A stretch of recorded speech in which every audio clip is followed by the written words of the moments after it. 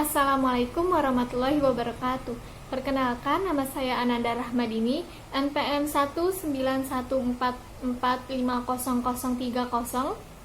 akan mempraktikkan dan menjelaskan teknik-teknik orientasi dan mobilitas yang dimulai dengan teknik berjalan mandiri tanpa alat bantu. Selamat menyaksikan. Pada video ini mengkisahkan saya sebagai seorang tunanetra yang ingin kembali ke kamar setelah mengambil minuman dari kulkas. Teknik yang digunakan untuk sampai di kamar antara lain yang pertama ada teknik upper hand dan forearm. Teknik ini dilakukan dengan cara pertama-tama salah satu tangan diangkat ke depan setinggi bahu dengan menyilang tubuh. Sikut diangkat dengan membentuk sudut kira-kira 120 derajat dan telapak tangan menghadap ke dalam untuk melindungi tubuh bagian atas dan kepala dari benturan benda-benda yang tinggi. Kemudian ada teknik lower hand and forearm. Teknik ini dilakukan dengan cara posisi salah satu tangan menyilang di tengah-tengah tubuh dengan telapak tangan menghadap tubuh dan punggung telapak tangan ada di luar. Nah, pada saat sampai di depan pintu kamar, saya menjatuhkan kunci kamar saya. Maka, teknik yang saya dapat gunakan untuk melindungi kepala saya pada saat mencari kunci kamar tersebut dinamakan teknik finding drop object, yang dilakukan dengan pertama-tama menghadapkan muka ke arah sumber suara jatuhnya benda tersebut. Lalu, posisikan tubuh untuk jongkok.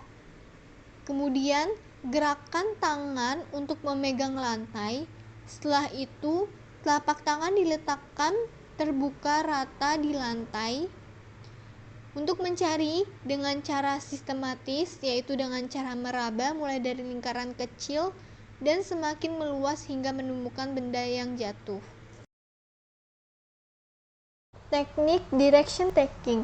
Teknik direction taking adalah teknik menelusuri untuk mencapai tujuan sebagai garis pengarah dari suatu benda atau bunyi.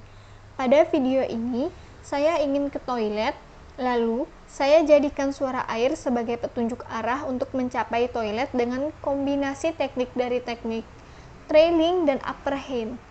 Teknik trailing adalah teknik menelusuri sebuah bidang datar dengan menggunakan punggung jari manis dan kelingking dengan suara air sebagai patokannya.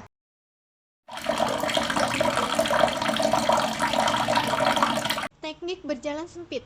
Pada teknik ini, tunanetra akan mengetahui bahwa mereka berada di tempat sempit melalui isyarat yang ia rasakan dari pendamping awas, yaitu ketika pendamping awas menggerakkan sikutnya ke arah belakang ke tengah-tengah punggung. Setelah ia merasakan isyarat tersebut, ia akan menggeser tubuhnya yang tadinya di samping pendamping menjadi satu langkah di belakang pendamping.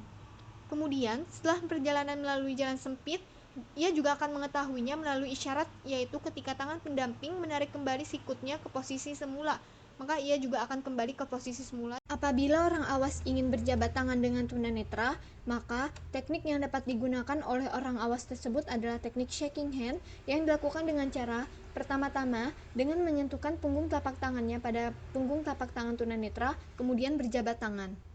Teknik duduk di kursi. Pada teknik ini, pendamping mengarahkan tunanetra ke kursi sejauh setengah langkah dari bagian depan kursi dan menerangkan posisi kursi, bentuk, ukuran, dan kondisi kursi. Kemudian, penyandang tunanetra akan mengeceknya dengan cara menyapukan tangannya. Setelah mengecek, penyandang tunanetra selanjutnya berputar, berdiri membelakangi kursi sambil berpegangan pada sisi atau tepi kursi. Apabila pendamping awas atau penyandang tunanetra ingin berganti pegangan karena letih, bisa berganti pegangan dengan menggunakan teknik memindahkan tangan. Dengan terlebih dahulu pendamping awas harus memastikan bahwa di sisi sebelahnya aman. Setelah itu, penyandang tunanetra dapat melakukan pindah pegangan dengan cara tangan tunanetra yang pertama kali berpegangan dilepas sambil bergeser dari belakang pendamping untuk memegang tangan pendamping yang bebas. Teknik berbalik arah. Teknik ini dilakukan dengan pertama-tama pendamping berhenti sebentar untuk memberitahu tunanetra bahwa mereka harus berbalik arah karena suatu keadaan. Setelah itu, pendamping berputar 45 derajat dari posisi semula yang diikuti oleh tunanetra, sehingga posisi mereka berhadap-hadapan. Selanjutnya, tangan penyandang tunanetra yang bebas memegang tangan pendamping yang bebas dan kemudian berjalan seperti biasa.